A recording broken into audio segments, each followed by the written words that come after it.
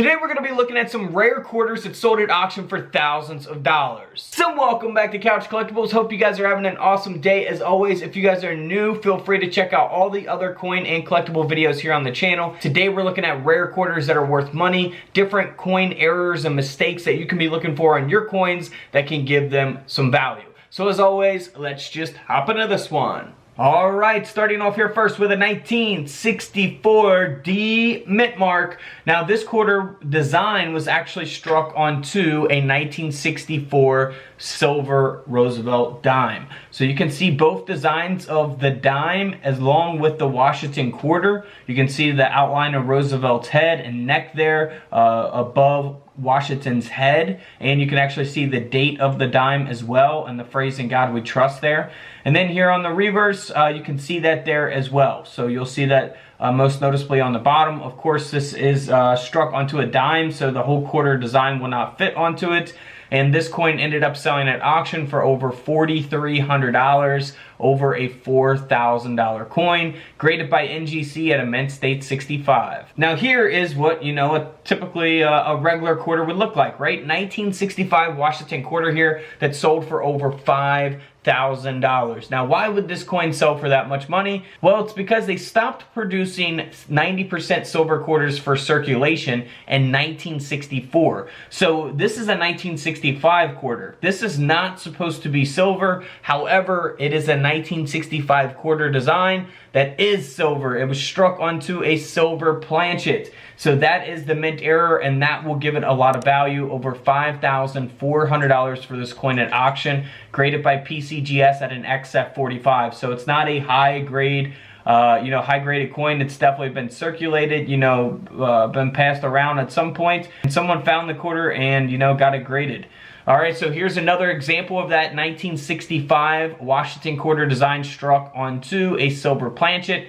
This coin is graded at a mint state 62, so even higher grade, much higher than an XF45. So better condition coin here, and this coin sold for over $16,000. So we go from a $5,000 quarter to a $16,000 quarter, all because of that condition there. It's super, super rare, and of course it depends on when you sell the coin, the market at the time in which the auction takes place, and things like that as well. Now here's a 1965 silver quarter that's got a couple different things going on here, so we'll really see that this coin has been struck through two staples. So you'll see that staple there going through the word Liberty, as well as on the reverse of the coin here, United States of America. Very, very nice mint errors here.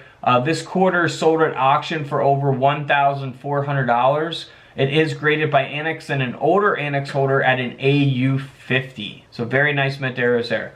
Now here is a 1965, we should just call this 1965 video. No, we're actually going to be looking at other dates as well. This is the Washington quarter that has the obverse struck through a fragment. You can see that here clearly on the obverse of the coin, that strike through taking place.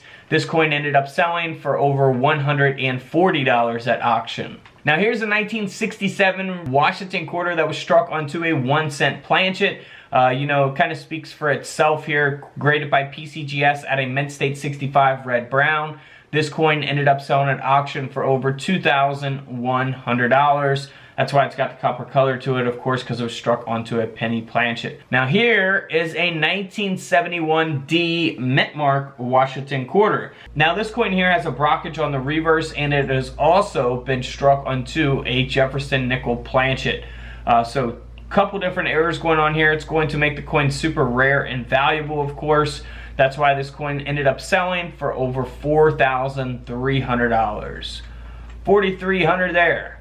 Now here's a 1977, what looks like a regular 1977 Washington quarter, but it weighs around 6.78 grams, and that's because it was struck onto a $half stock. So, always weigh your quarters. It's definitely not going to weigh 6.78 grams. This coin ended up selling in this condition, pretty rough, shape, graded at an AU50. In this condition, the coin sold for a little over $50.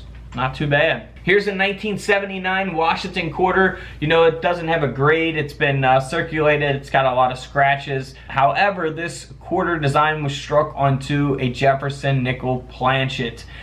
So that will make the coin valuable. It will give the coin a lot of value.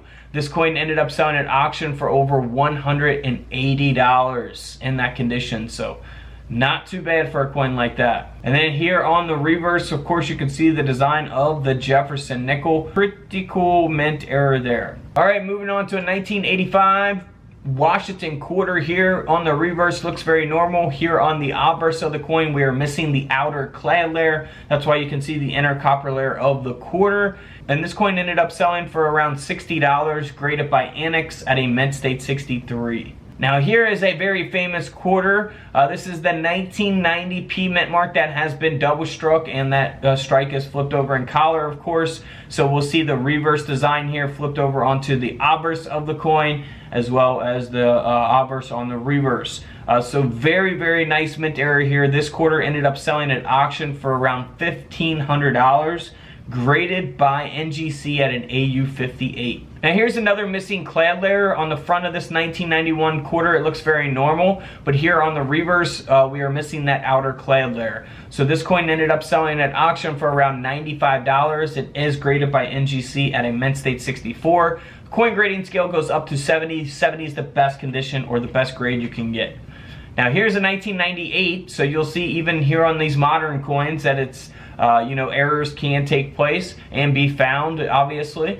This is a 1998 Washington quarter that was struck onto a 5-cent planchet, a Jefferson nickel planchet. That's why the whole quarter design doesn't fit onto the planchet, of course. Graded by PCGS at a mint state 63, this coin sold for over $280 at auction. Then here is a nice no-dated Washington quarter graded by PCGS at a mint state 64. This coin has no date because it has a large die break or a cud taking place over the date here at the bottom of the coin. That extra metal there on the rim of the coin, right? Here on the reverse, you'll see it faded out on the opposite side. This coin ended up selling at auction for over $660. So you can have some die breaks that are, you know, not so valuable, and you can have some that are very, very valuable. Just depends on the coin, the condition, where the die break is, how large or small the die break is. All those things, you know, can affect the value. So don't forget to subscribe in the middle. Feel free to check out the videos to the left of me. And until tomorrow, I'll see you guys in the comment section below. This is Couch Collectibles, and this is where I disappear.